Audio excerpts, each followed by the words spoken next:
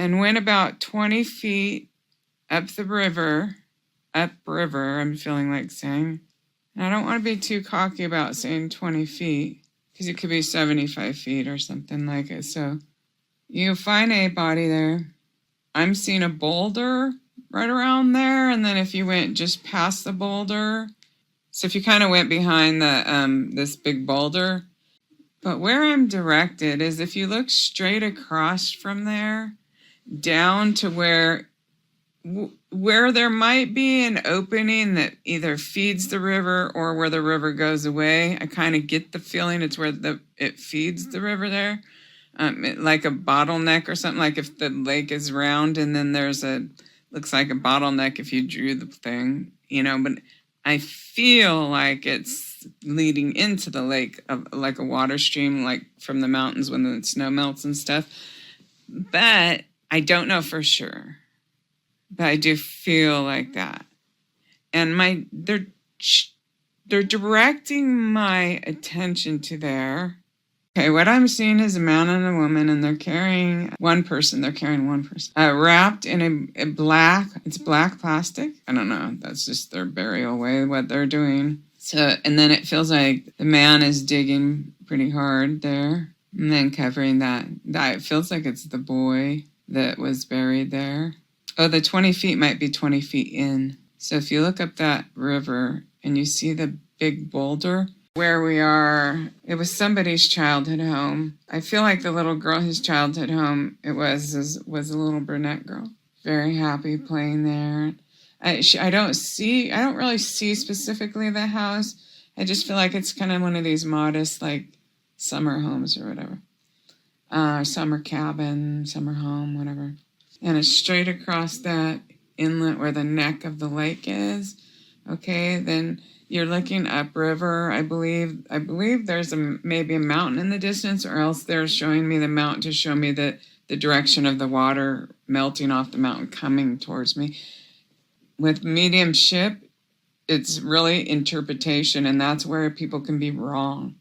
So it's like I should say what I'm seeing, because if it means something different to the person listening to this, that's how that case will get solved. I'm interpreting what I see. So also be listening to, I'm seeing this, and then if you put a different meaning, that's fine. Because it's like, oh no, she meant the house where there was always this rumor of this little ghost or whatever.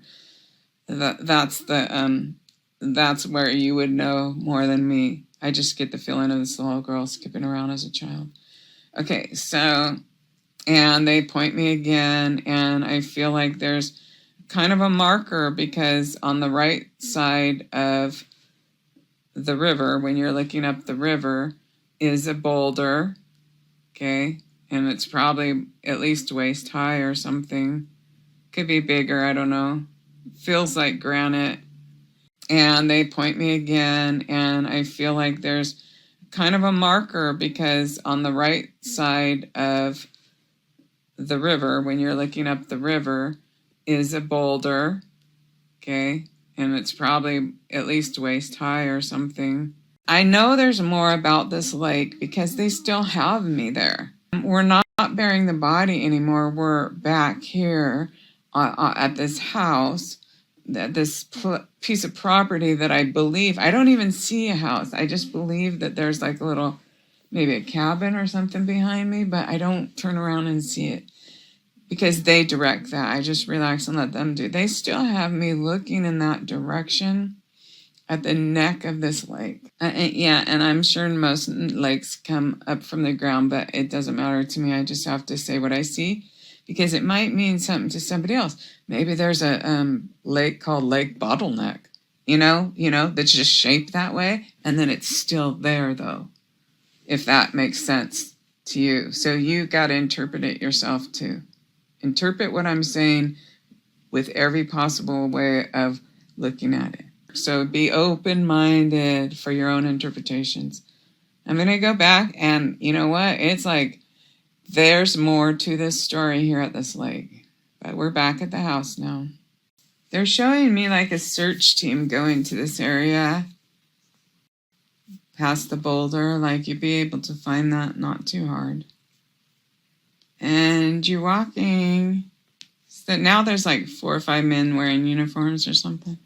So you're walking up. It feels like a slight slope. Could be actually more than a slight slope. Going up the embankment or the edge. There's trees like almost right away. So sometimes the years the trees are like right to the water almost, and then other times the years it goes down and you could walk along the thing, you know.